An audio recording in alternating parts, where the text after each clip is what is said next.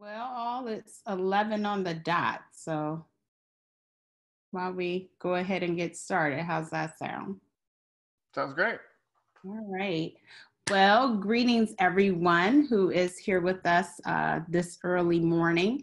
My name is Sonia Pryor Jones, and on behalf of the Fab Foundation and our EDU group, I'd like to welcome you all to our very first virtual workshop.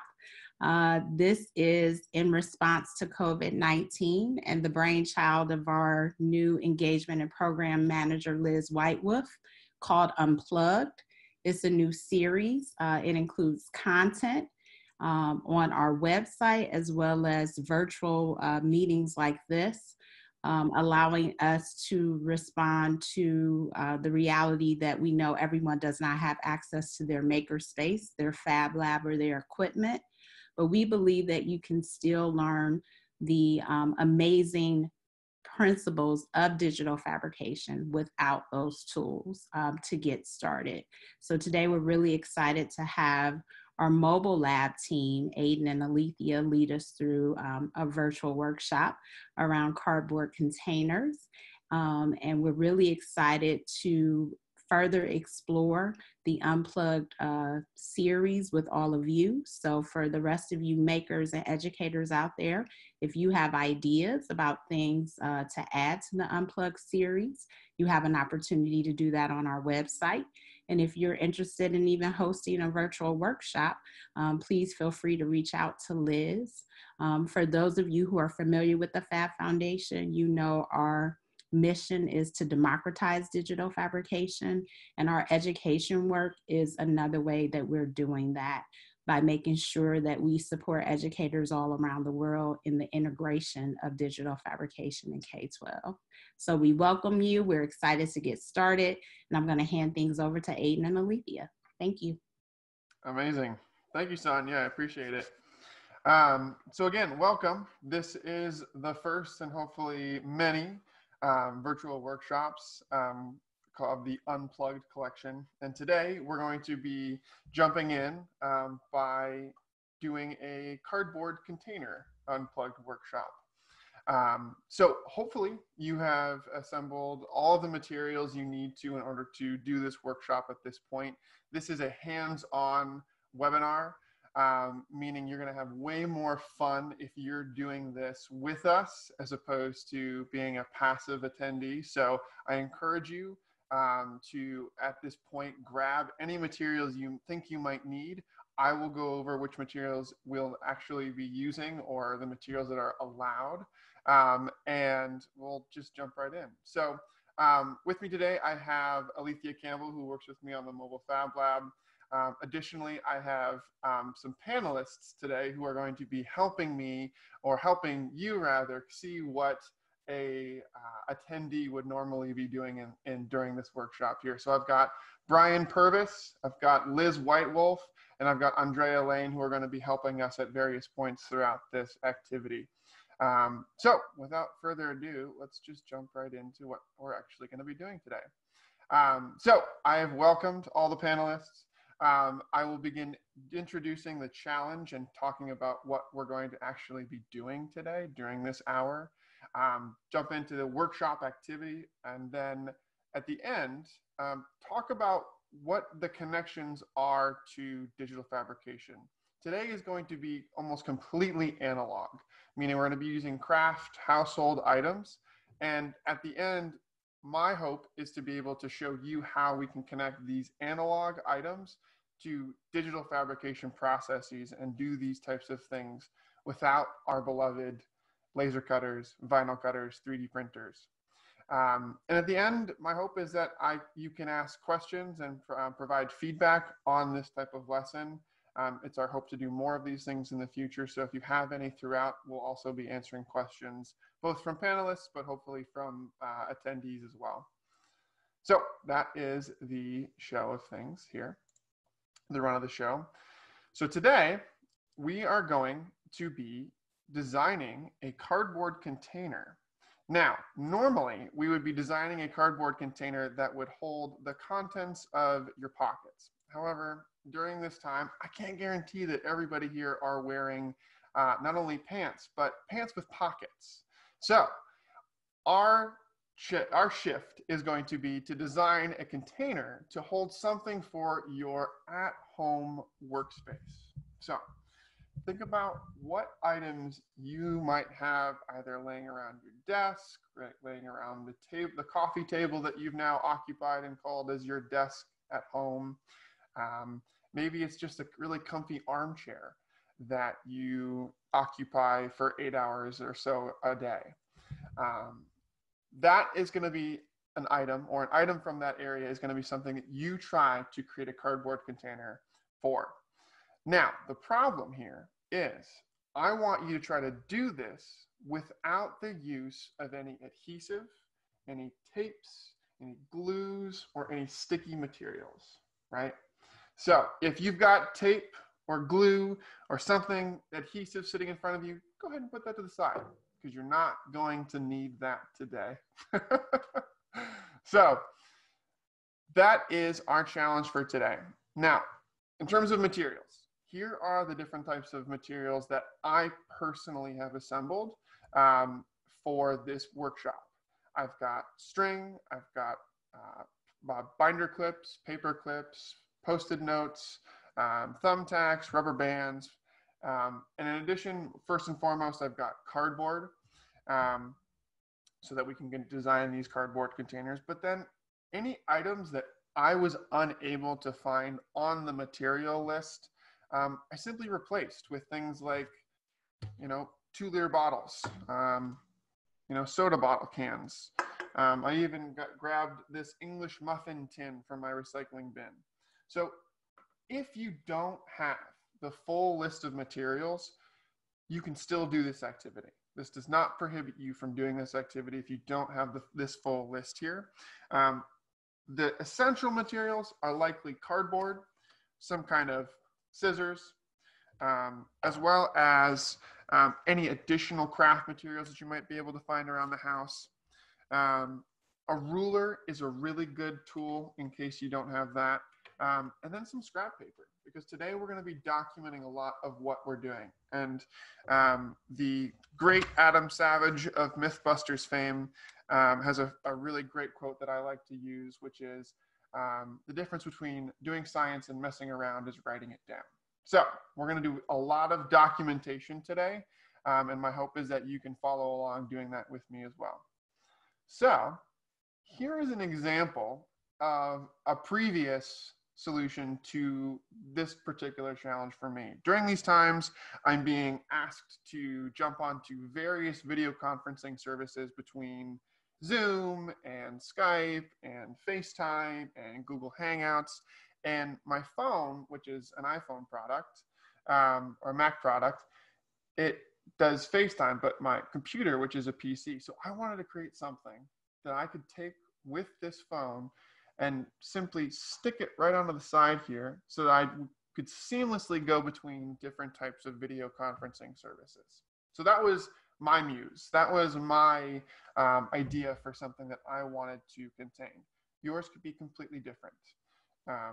So thinking about that, I want to allow anybody who might be just joining us now to go ahead and grab any materials that they think they might need. Hopefully, panelists, you all have the materials that you think you might need as well. But in case you don't, again, I will tilt my computer screen down here so that you can see all of the materials that I'll be working with today during this activity. At various points, I will literally be doing this activity with you guys, so I want to be able to show you what I'm working on and how I'm doing it with the materials that I've brought with me here. So this diagram that you now see in front of you here is the engineering design process. And this is what we're going to be using to go through this activity together. So we're going to identify the problem, which we've already done, but we're going to identify it a little bit further, adding some criteria and constraints. Then we're going to research. We're going to develop some solutions. We might select a solution or might select by adding more detail to it. Prototype, test, evaluate, and at the end, communicate. Now, for today, this is a pretty linear process, but you'll notice that in this graph in particular, there are arrows that face both ways. at least in a lot of places, right? So the idea here isn't necessarily that you have to follow this linear progression in order to get the product that you're going to be designing at the end. This is going to allow you to, if you've developed a solution and you think, oh no, I need to get some more information about the particular item that I'm designing. Maybe I need to go back to research, or maybe I even need to go back to identify. That's okay. This is a non-linear progression. Normally, today, we're going to be following it just so that we can show everybody here how to go through this activity.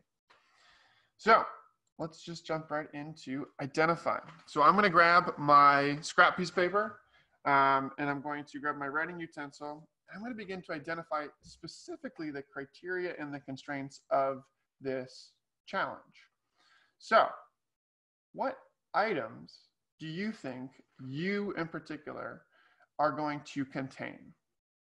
For me, in the past, obviously, it was my phone, and I wanted to contain that to my phone. I'm thinking today, I'm going to do something a little bit different. I've got these headphones, right? And unfortunately, I'm not as up to date with technology as I'd like to be. And I don't have ear pods or anything cool like that, wireless. So I'm going to go ahead and design something for this mess of tangled wires that I've got here with me. So I'm going to write that down in my notebook as under identify, that I am going to create something for my headphones. Amazing. Now, we have about an hour to complete this workshop in total, up until noon today. So I'm going to say we have about 50 minutes, a little bit less, to complete this activity. We're going to have specifically 5 minutes to develop a sketch of this activity. And I'm going to allow everyone 20 minutes to actually assemble, to create this thing that they want to make. So we're going to have about 50 minutes in total. 5 minutes to sketch, 20 minutes to actually complete this activity. Now, what materials did you bring?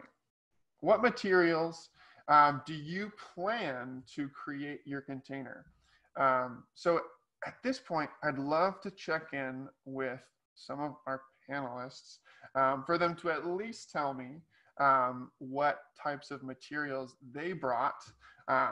Maybe some kooky materials that they didn't have actually on the list of materials, but if we can, I'd love to start with Brian. And Brian, do you think you could tell us what materials you brought today?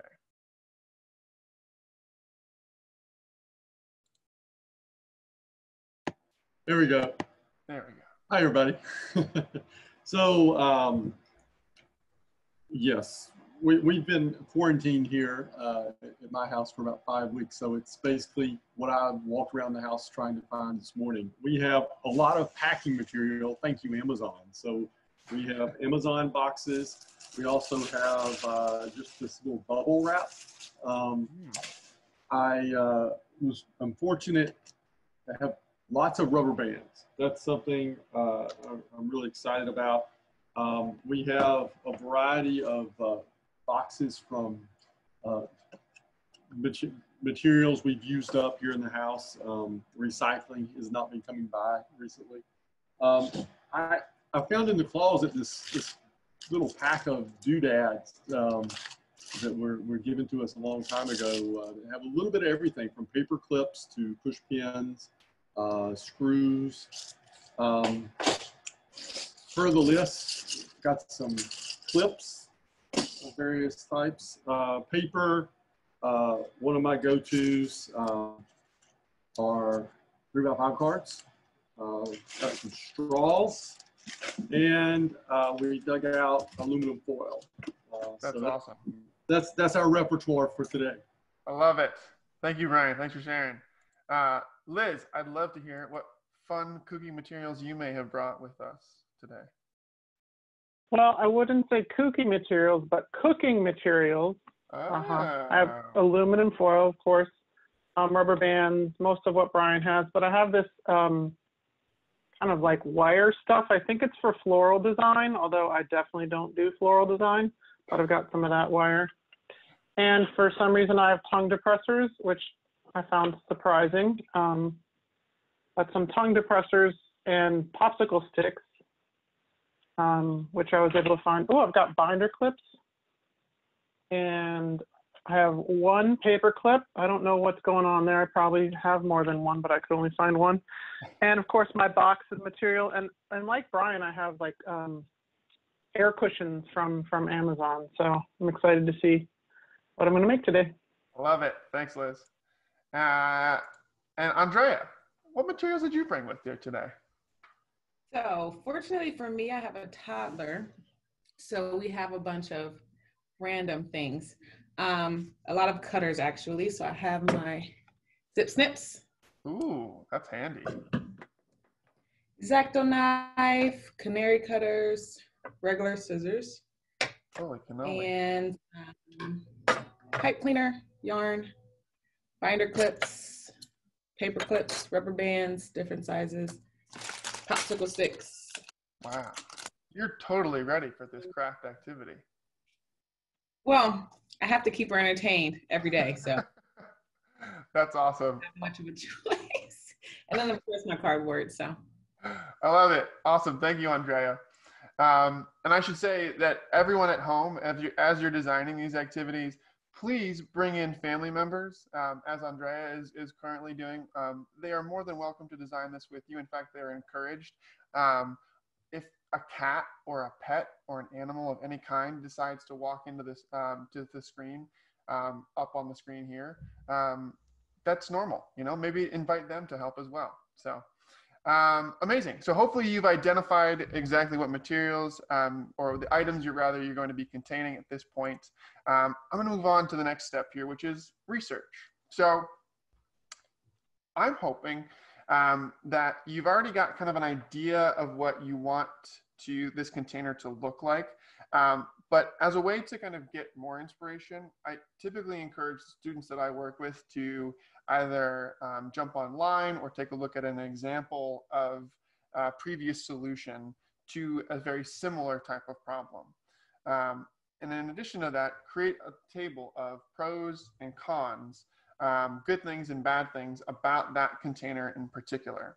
So for me, as I was designing my iPhone holder for my computer, I just jumped onto Amazon and I looked at other types of containers that might be used in this type of process. So for example, as you see on the screen here, a cell phone holder that clips right onto your laptop. It's exactly the type of thing that I was trying to do. Now, there are some things about this particular item that I like, and there are some things that I don't love. So panelists, if you're willing, jump onto a screen and see if you can find something that looks similar or functions similarly to the type of design container you're trying to contain. I can describe to you exactly the types of pros and cons in which I've found about my container or about this particular item for my cell phone holder. I wanted something that could sit in the front of my screen. You notice in this example, it sits on the side. I'd love to have something that's directly in front of the webcam that I've got on my computer so that I wouldn't have to be looking like I'm over here. I could look directly into the camera like this. And I like the fact that, but I do like the fact that it pivots, or I wanted something rather that could pivot. This does not, unfortunately, have something that pivots. So landscape or portrait to landscape mode. I'd love for this item to be able to do that. Additionally, I'd love for my container to have something that has a gap for charging, and this does. So I would add that to kind of this pros columns list. And something that I don't love about this is it's not collapsible. It's not something that kind of folds up neatly, can be put away easily. It's a hard, kind of rigid piece of plastic that I wanted to have something that I could like put away more easily. So I assembled a list of things that I liked, things that I didn't like about this particular container, and kind of got some inspiration from this. Additionally, the reviews of this particular item are really helpful when looking at ways in which you think you might be able to improve upon this type of product here. So take a second, look for something online, and see what you can do. In order to, for the sake of time, I'm going to move on just to the next step. So panelists, if you're still working on looking for an item, continue to do so. and I can begin to describe the next step, which is essentially to sketch something that you want to, what you want this container to look like. So sketch some rough drafts of what you want this container to look like. And what I'm going to do is I'm going to set a timer for about 5 minutes here. This will be for everyone, so those even attendees as well. And the goal here is to be able to rapidly prototype some type of sketch even, and use that to go ahead and back up here. Use that time to sketch something that hopefully will be able to take some type of shape of the prototype that you're hoping to do. So I might actually do this on my phone, as this timer isn't working fantastically right now. So I'm going to start a timer on my phone. And I am actually going to begin sketching out the type of container, like I said earlier, for my, my headphone holder.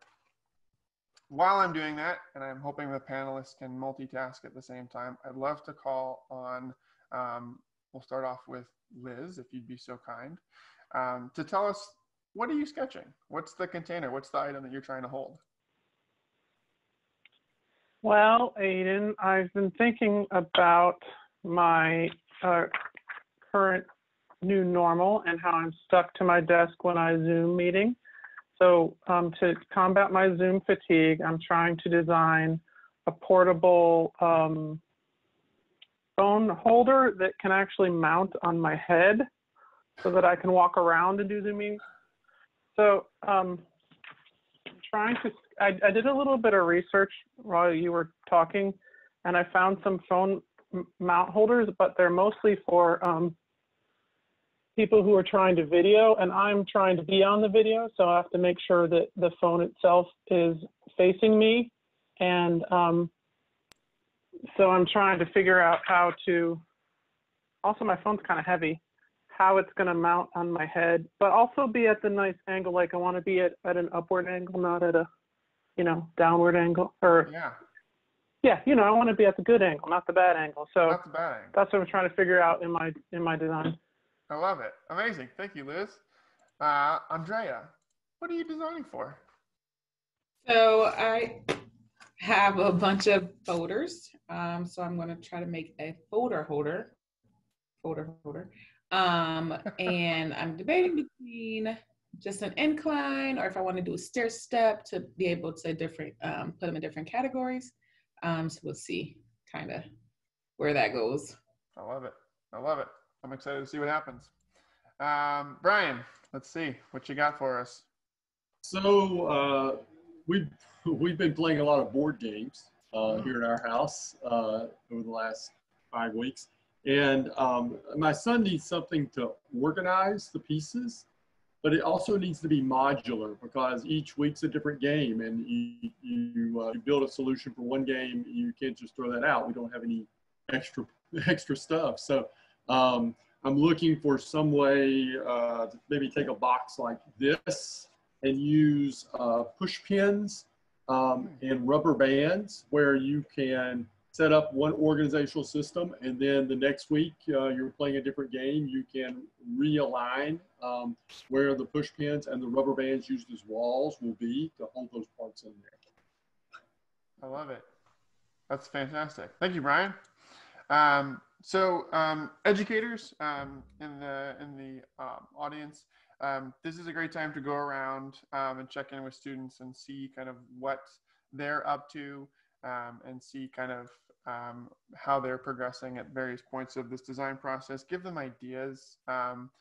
Now that we'll have gone through this activity together, the idea would be for you to kind of share your best practices with students. So if you are designing something by sketching, you know, a lot of students sometimes will say things like, you know, I'm not an artist, I'm not a designer, and I like to tell students that I'm working with, well, neither am I. And the first step to getting good at something is being pretty bad at it. So you'll see here, my sketches are not going to be by any means the most beautiful sketch in the world, but as long as it serves a purpose, as long as it gives me a plan of what it is that exactly I'm going to be doing, maybe even writing down the materials that I intend to use so that I've got an idea of which materials I'm going to be pulling from first.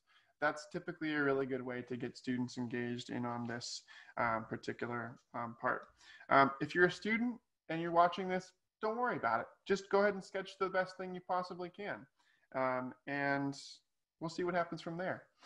So panelists, we've got about 45 seconds left for you to come up with this sketch.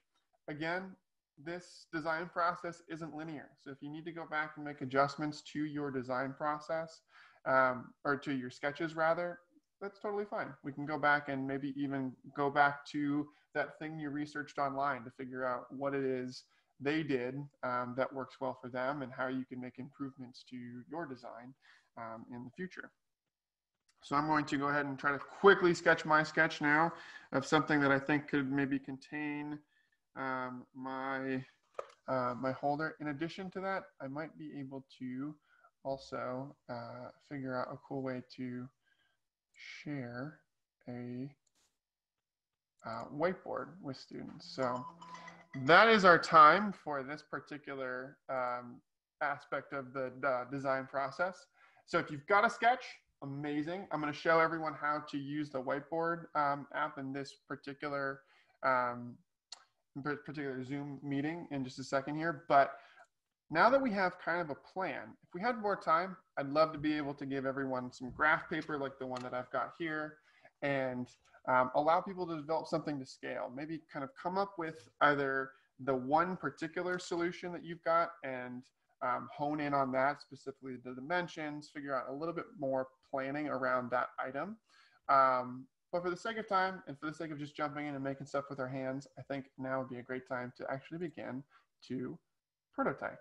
So, panelists, if you're ready, if you're willing, now would be a great time for you to go ahead and begin creating your selected design. So now, finally, we get to touch the items that we have assembled, that we've gathered, and that are just sitting there taunting us in front of us up until this point. So now we can actually begin to cut that cardboard, add those push pins, wrap those rubber bands around things, and begin trying to assemble these items. I see Andrea is off to a hot start with those box cutters. I love this. I'm gonna try to narrate this like it's kind of like a horse race at this point. So Andrea looks like she's in the lead. Liz is steadily behind. Brian, we're not really sure where he is at this point, but we're hoping for good things. Beautiful, I love it, Ryan. Educators, if you're watching this, I'm gonna quickly show you how I can use the whiteboard app or the whiteboard tool for creating different types of sketches.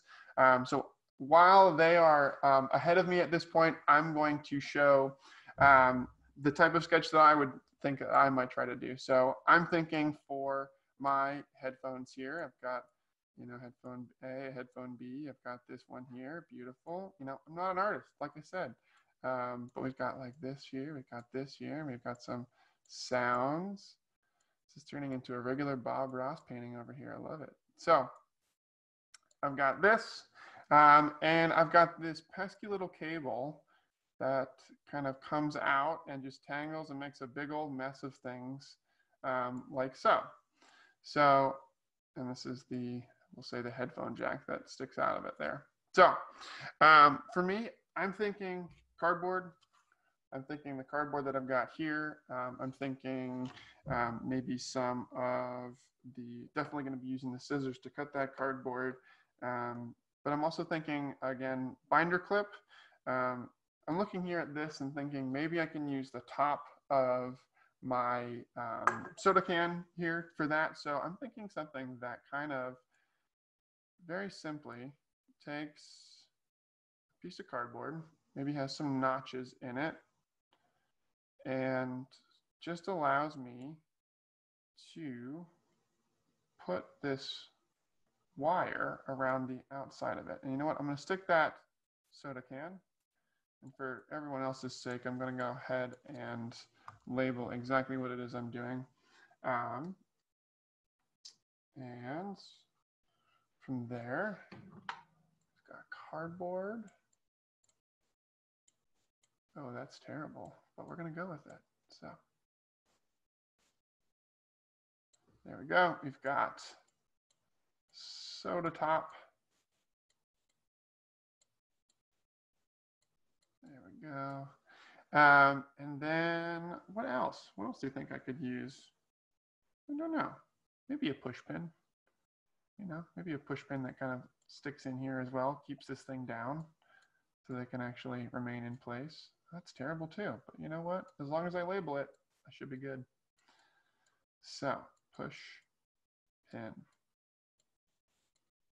And the idea here is this wire here will be wrapped around like so in this area here. So, kind of like that. Wire goes there.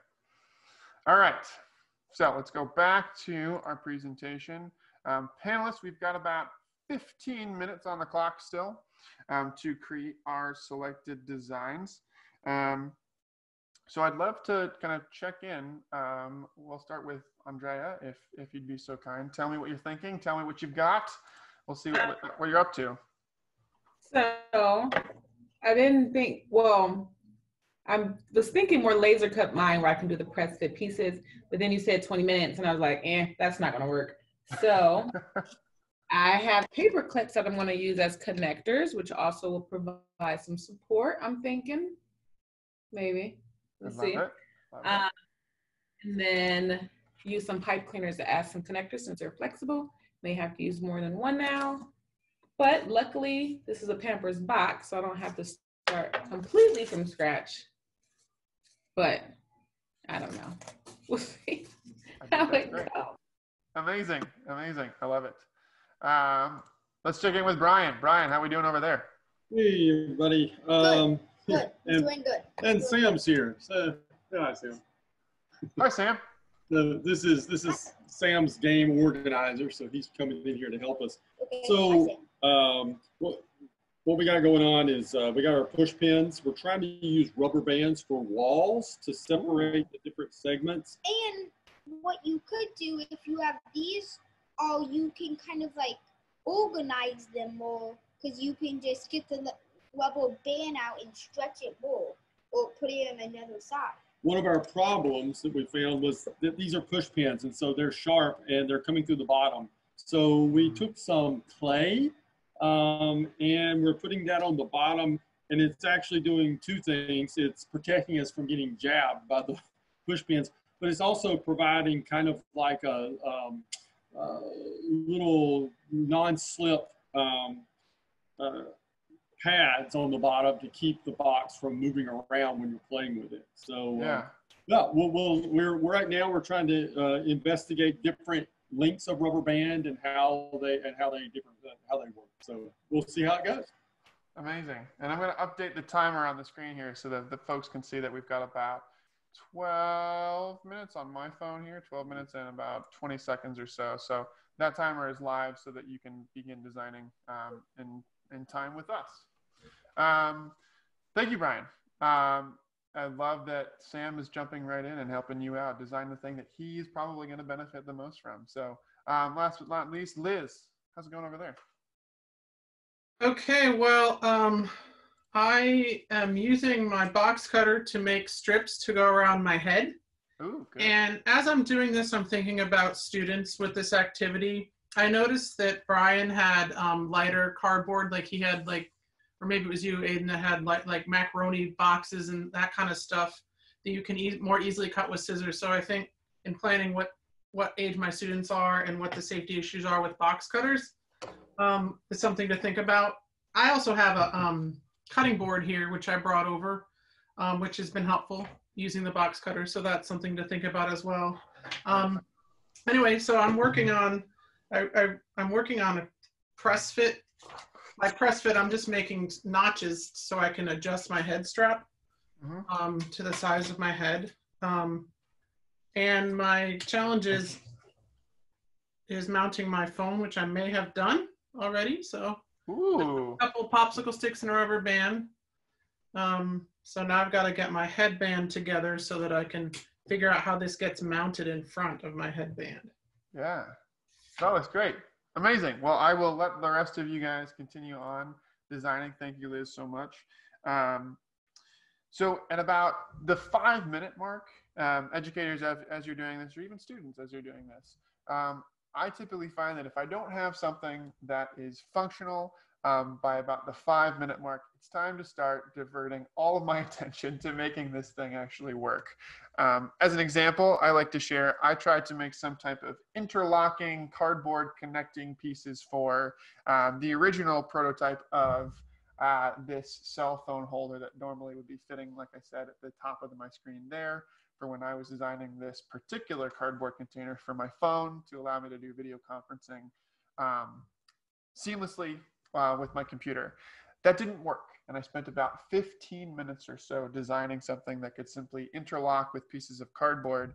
So I spent basically the last 5 minutes of my design process trying to create something that would, make something that would actually serve the function that I originally had intended for it to serve. So make sure that just check in with yourself at various points, but the 9 minutes and 45 seconds that we've got left here or so, that you're designing mostly for function rather than aesthetics. It's really nice to have something that looks really cool. But again, you're designing these with cardboard and craft materials, and so it likely won't look the coolest that it possibly could. So I'm gonna go ahead and tilt my screen down so that folks can see kind of exactly what it is that I'm working on. And see exactly, kind of create this thing that I'm gonna quickly finish sketching on my piece of paper, so I've got some kind of idea as to what I'm designing. There we go. All right, so with my holder, I'm gonna create the trace lines for the actual thing that I wanna have get cut out. So I'm gonna say that goes there. I'm gonna say those lines there. This looks a little long, so I'm gonna go ahead and say up to about here is the item that I'm going to try to create something for. Now here's where my ruler comes in handy to make those nice straight lines so that with my scissors I can go back and cut those out. Thankfully the other side of this piece of cardboard here is pretty straight. So I'm realizing I probably want these lines to be a little bit thinner, so I'm going to go ahead and make some adjustments to those lines before I cut real quick here. And I think we're good. All right. So I'm going to cut. I'll do this. Let's see here. So we've got about 8 minutes left in our design process here. So I'm going to go ahead and quickly cut. Now again, you do not have to use all the materials that you've assembled during this process. So if you brought some Post-it notes like I've got here and you realize, I don't think I'm going to use those, don't feel bad. You don't need to use them. They are there as an option for you, not as a requirement for you. This is your container, so make whatever it is that you want to make to contain the item that you think will most effectively do that. Let's see here, so I've got my slits for my headphone 1. I see panelists are racing away, going and making their designs there. You might find that as you're doing this, that it just doesn't really work out. And that's okay too, because again, we are creating a prototype, which is that first iteration of this design. And by no means does this have to be perfect. By no means is this going to be perfect. That's the idea of a prototype, is it's there to be iterated upon and to create something that ultimately could be something bigger and better one day, but maybe not today. Well, that's okay if it's not today. All right, so, oops, I wanted to take my bottle caps off here. Finally getting to use this guy here. Amazing. And I'm gonna go ahead and take this, take my push pin so that maybe I can take the top of the loop of the cord for my my wired headphones here, and go ahead and put them on like so. So I've got my container here. I'm going to take this piece and actually start with this. and say, okay, this is going to go through the loop here. And then I'll begin to wrap, wrap, wrap, wrap, wrap, wrap, wrap, wrap. Now, similar to Brian, I'm finding that this push pin is going through this material and creating kind of a pokey feeling when I touch it. So I'm going to go ahead and add a little piece of cardboard here.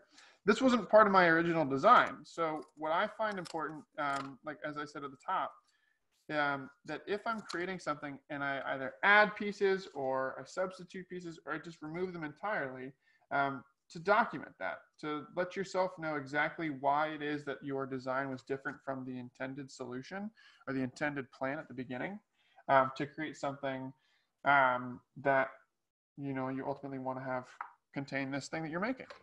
So I am, I'm pretty pleased with at least this little thing that I've got here. And it's not the best possible thing in the world, but it at least begins to solve the challenge of containing my wired headphone thing.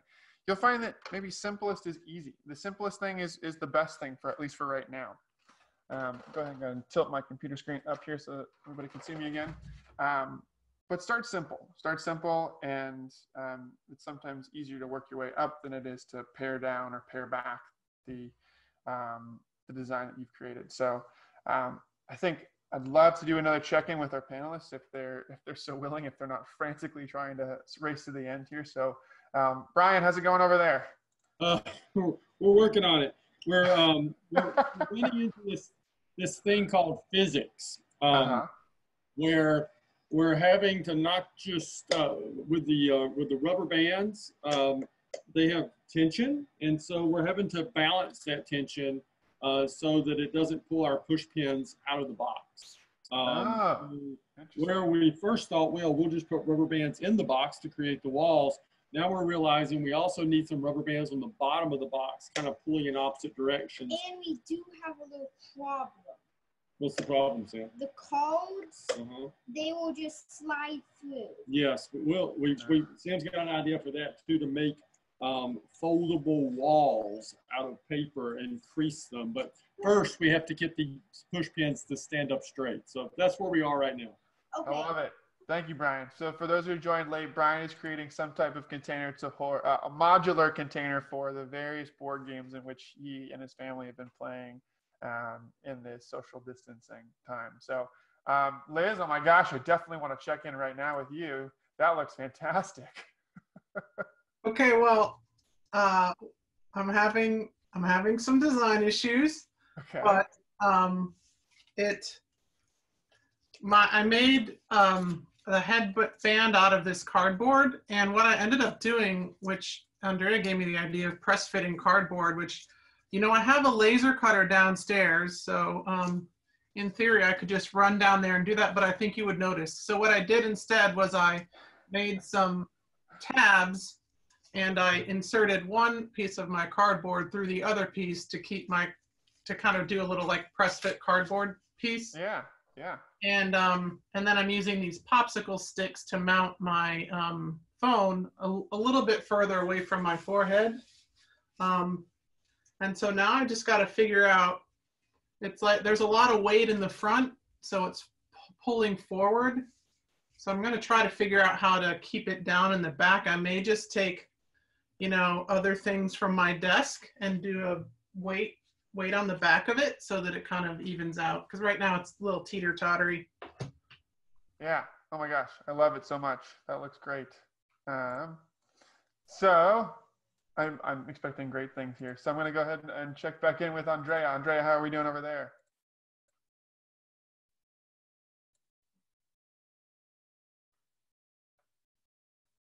Oops, we seem to have maybe lost has one level. Oh, I'm back. Okay. We're back. So I'm almost done. I have to do some stability fixing, but I have one level, and I kept finding that my paper clips on the bottom there as my connector kept coming out. So I connected those two with rubber band. Same with my sides. My Can you see that? Pipe cleaner was a little less sturdy. So then I added another rubber band around the base to help support the pipe cleaners there. So the next is to test if it fits my actual folder, which I did first because he said go. So just kind of went at it. So we'll see. Hopefully it fits. If not, we'll tweak it to kind of fit something. I love it. And for those of you who are in attendance, again, Liz is creating some kind of phone holder for that she can mount on her head. Andrea is creating a folder holder, which I think I might trademark that name. I think that's TM. Unfortunately, I was silly and I hit the next slide button while I was checking in with people. So we've got about 30 seconds left. So put the last final touches on your containers of your designs. Again, this thing doesn't have to be perfect. This thing does not need to be the best, just functional or at least testable at this point. Aiden, we have a question. So Melvin asked if the panel can discuss the specific learning skill embedded and taking place during the design process. Like an example, like creative thinking, critical thinking, problem solving, debugging. Yeah. Amazing. I think we will start talking about those, right during as we're testing these things out. So that was our time. And so panelists, hands up. So let me see them. Let me see those hands. Let me see those hands. Amazing. We'll obviously we can come back to this at any point. Like this is not a linear process as we discussed at the top, but this is just to give you guys a sense of the time that you might normally have in a typical class with students. This is a really good opportunity for you to either say, nice job, I did it within the time limit, or next time I need to maybe adjust my planning so that I can finish this thing within the 20 minutes that I've allotted myself. So, panelists, thumbs up, thumbs down, how'd it go? Liz, I can see a thumbs up from Liz. I see some thumbs up from Brian. Andrea, how'd it go over there? Okay, thumbs up. Okay, great, amazing. So on my screen, I'm sharing with you the picture of me and my phone holder. For the most part, it worked. It worked kind of well. So at this point in the design process, we're kind of moving on to testing it out. So those in attendance, now is a great time if you haven't yet already, if you didn't finish early, to actually try your design, try your container out to see if it actually functions, to see if it works. Teachers, this would be a great time for you to have your students document the last steps of this process here, so that they can learn from it, so that they can document it, so they can, if they were to go back to this at any point, is a great opportunity for them to learn from their mistakes or to learn from their successes. So simply answering the question, does your prototype function as you had intended it to? Is it a yes, kinda, no? Is it a dumpster fire? Is it a total mess? Is it a disaster? Those are all totally fine things as well, because these are just prototypes. So having your students list out a strength, both you or your design and the example that you researched in that one of those first few steps, share. What are weaknesses that both your prototype and the research design share? And then maybe most importantly, what's a previous weakness of the research design that you remedied, that you fixed with your prototype, or something that you made better with the prototype that you created just now? So I know I gave thumbs up, thumbs down to various members, but Liz, how'd it go over there? Did it work? Yeah, it worked pretty well. I would redesign with a little bit more thought about the weight distribution. But in looking at the steps to kind of extend this activity with students, I would, if I did have a group of students, I maybe would have them show a picture of their research and then a picture of their prototype, and like demonstrate the differences in their designs. I think that's a good place to extend the learning. Also, maybe if they share out, like we're doing right now, about the challenges that they that they overcame and the challenges they still need to overcome, I think that would be a really good way to talk about the engineering design process as well. Yeah, and I think we'll actually get to some of those pieces that you mentioned there, but that looks and so this good. is how we'll join our next Zoom meeting, Aiden, so be prepared. I insist, you know, I demand that you actually do it like that now. So amazing. Thank you, Liz. Andrea, how did it go for you? So mine works actually pretty close to almost perfect as far as my goes. So I'm hopeful about that. If I was to do this with students, I would probably go over just how to connect things without using adhesives, like the slots things together. I love it. Andrea, I think, unfortunately, I think your cleaners, sound is coming in and out. So I'm going to go ahead and just pause it just for right now. But thank you so much for sharing. I hopefully we'll get pictures of it that we can share out with folks at another time. But I'm going to mute you just for now, just so I can hear from Brian as well. So thank you, Andrea. Brian, how'd it go? It went pretty well. I think considering the time and whatnot. We were able to solve a problem by using the clay to place on the bottom. It kind of kept the push pin from hurting our surface or ourselves. One of the things that became obvious is when you draw this, there's no gravity, there's no forces. It's just whatever you draw. But once you start putting it together, now nature comes to call. And we had to try to figure out, okay, these different types of rubber bands have different amounts of tension, and all those forces come to play, which it kind of goes back to the question that was asked earlier. You know, how does this fit into actual school learning? Well, science came to call it our art project here about games. And so that connection between an academic class, science and forces that are involved, and the art part of it, you can't do one without the other when you're actually making a real world project like this. That's amazing. And Sam, we had a question from the audience specifically for you. How is it like working with Dad at home?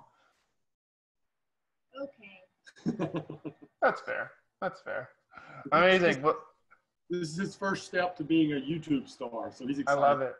I love it. Thanks to both of you guys. So at this point, we're going to move on to evaluate, which would be maybe find someone at home, find someone who can give you feedback on your particular item, and figure out what's one change that they might suggest to improve this design in particular. So because we have Sam right there, and I think just for the sake of time, we'll just ask Sam or just ask Brian to share this. But Sam, what's one thing that you would change about that design to make it better in the future? I think if we had a little more time, we would have thought maybe to put maybe like a wall instead of rubber bands here, because we couldn't fit in these thin characters. I love it. I love it. That's fantastic. That's some of the most insightful feedback I've received from anybody, really. You know, adult or student or child or anybody like that. So thank you, Sam. That's fantastic. Brian, how do you feel about that? Do you agree? No, I agree. I agree. That's a limitation of what types of pieces it will store. It's not a one-size-fits-all thing. And when you're using something that's very thin, as Sam was saying, it could slide under the rubber band. So you need something that has a little more capability. That's awesome. Great. Well, thank you so much. Now, the last step of this particular design process would be basically kind of a self-reflection, but also a way for you to share out either with the family members that you have around you, but if students, if you're in a class, sharing with the rest of the class, or even teachers have students share this out. But take your design and figure out what are two changes that might be either incorporate in some way the evaluation or the feedback that you received previously, or some two totally new changes that you would use to make to your design to improve its function. I think for me, some of the things that I found were with this cell phone holder that I've created here as pictured as well, the paper clip at the very bottom there, that doesn't really hold very well. It doesn't stabilize the phone in any way. And unfortunately, I still really don't have the capability of going from portrait to landscape mode, which was a feature that I originally had intended for this thing to serve. Additionally, for the thing that I just created with everyone here today, it's a little wide. It's a little bulky, and I don't know if I would actually use it yet. So I might need to cut down on the size of these particular items. So let's check in with Liz. Is there anything about your design that you would want to change? Yeah, I would put my phone out a little further, or maybe extend it from the top of the hat. Because right now, I imagine if I were on Zoom, you would just see the lower half of my face, which is, strategic in some sense. That would make for some interesting meetings for sure. And I would make the headband a lot tighter. I would cut more notches so you can kind of like put it on and then measure it to your head. Yeah. No, I love that. That's really insightful. Thank you. Andrea, how about yourself? I would probably make it smaller so that the connections won't have so much play in actually holding the box together. And then use glue. It's like... That's true. In a future scenario, you could use whatever materials you wanted to, and not just limit yourself to cardboard and non-adhesive materials. So again, thank you. That's awesome. And Brian, what about you? What are things that we might be able to improve on your design? So I think we would reevaluate whether rubber bands were the best material for the walls, because they have that tension aspect. That's fun, but also complicated. So maybe just a more simple solution, maybe just rows of push pins would create the walls. Or as Sam said, why don't we just use paper to connect the push pins? That would make things more simple. I love it. That's really great. Amazing. Well, thank you again to the three of you for providing that feedback, communicating your future solutions to your products. So what I want to do now with the remaining time that we have left here, which is about 5 minutes or so, is talk a little bit about how any of this craft material analog making fits into what the Fab Foundation and what SCOPES does with digital fabrication. So on the screen here, I've got a very similar example to a very similar challenge, which is I needed something to contain all of the business cards, or even just IDs and credit cards in my wallet. So I created what I'm calling the Fab Wallet. And in the first iteration, it was simply cut with scissors and cardboard. You can see that there are rubber bands and a binder clip at the bottom to keep the cards from slipping out. But then using digital fabrication and using softwares that are free to use, I created 2.0 and 3.0. 2.0 is laser cut, and it actually has little indents for the rubber bands to fit in, as well as a Fab Wallet kind of insignia at the bottom there. And then with version 3.0, I laser cut different curve patterns so that I could actually make the cardboard flexible and remove the need or basically the problem of the different business cards falling out from the bottom, as well as it still contains the different pattern or the different slits for the rubber bands to stick in place there. Now, you can do this using a variety of different free softwares. Some of the ones that I recommend to students and to teachers are these either simply Google Drawings. Just jump into either your Google Classroom, your Google Suite, your Google Drive to pull up just a really simple design that you could then basically use to model and to create this type of design you might want. Additionally, Inkscape, it's another step up in terms of its ease of use, but it's a great software that we use with all of the students when we're working in the mobile Fab Labs, Alethea and I, to create something that we could actually laser cut. Now, if your designs aren't simply kind of 2D or 2.5D, as I like to refer to things that are like foldable, but that are also cut on the laser cutter, Tinkercad is another free software where you could create something that might have depth to it, a third dimension, to allow you to create maybe a 3D printed item. Additionally, you could still use Tinkercad to design something and also use that with a laser cutter. So these are just a number of examples of things that I have created using digital softwares that started off with me first designing this thing with simple cardboard, simple scissors and other types of kind of household craft materials to create the things that eventually I digitally fabricated. So for now, I think, you know, that's the best we can do. We can continue to create different designs with cardboard and craft materials, and then take that to the next level with free softwares that exist on the computer.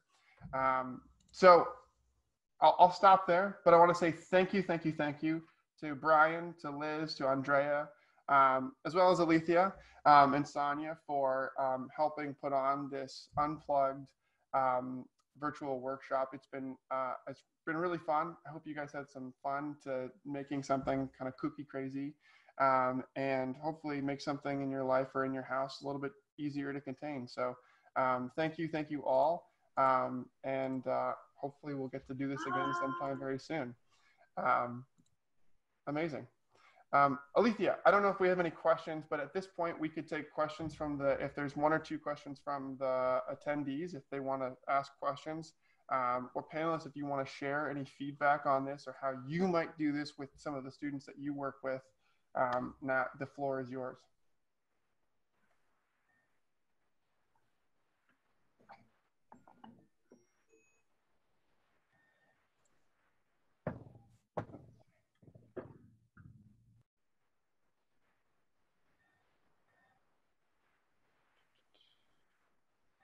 Amazing.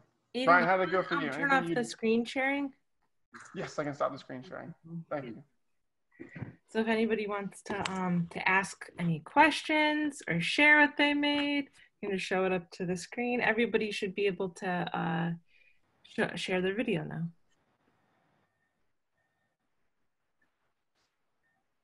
And if you want to share it over social media, and this isn't the way in which you want to share it right now, by all means, please share it either on Twitter or Instagram with the hashtag SCOPESDF, as well as what we'll say is UnpluggedDF.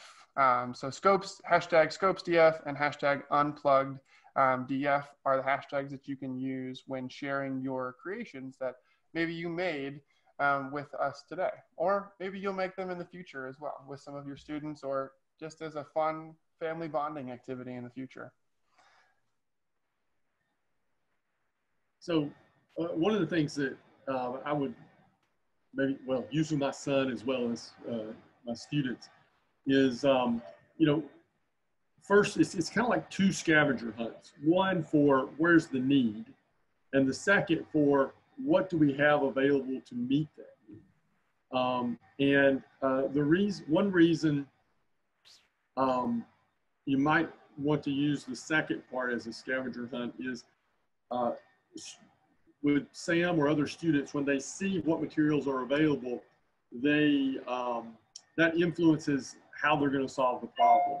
If they scavenger hunt the problem, and they're like, okay, here's the problem we need to solve, and then they are sent throughout the house to look for solutions, that really facilitates thinking outside the box and repurposing things that we would have never thought of as a craft material as a solution.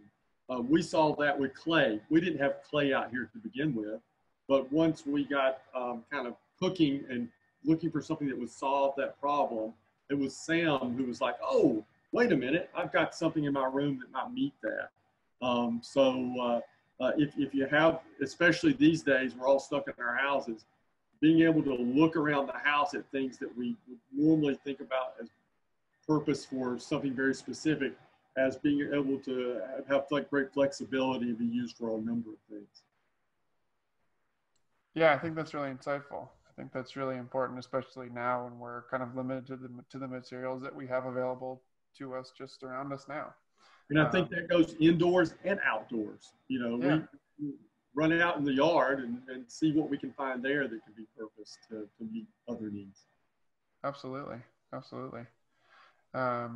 Liz, anything that you think you might change or do differently with some of the students, or just think differently with some students? I think I would challenge them to do the research before they attend the virtual workshop. I think that's a good use of time to give them a little bit more time. And then maybe gamify it. Don't let them get up during their workshop to go get more materials. You know, maybe have them give each other feedback. I think it'd be really fun for students to look at each other's designs and see what they're doing in real time. That's what I really like about this. We were able to kind of get an idea of what people were working on. I think students would love that type of interaction online. Yeah, absolutely. Especially as kind of these interactions are solely digital now. I think any type of way to promote that type of interaction is key. So that's great feedback. Thank you. Andrea, any last thoughts on how you might do this differently? I know you work with preschoolers, so maybe this is preschool accessible, but how would you change it?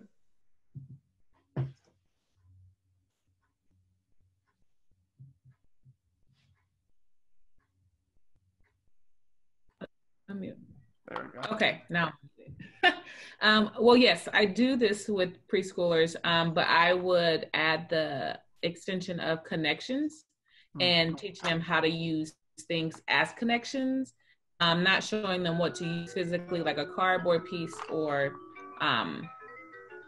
tape or glue, but literally just taking something and folding it and slicing it together. Like that is a type of connection you can use, and then they can apply that to whatever material that they have.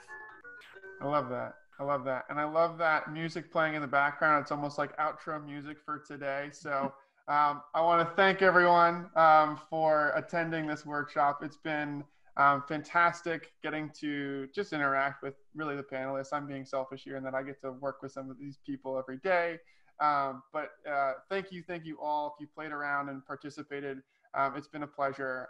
And hopefully you'll use these lessons with your students and maybe even with your family members at home. So thank you. Wash your hands, stay safe, and continue to inspire. Thanks, everyone.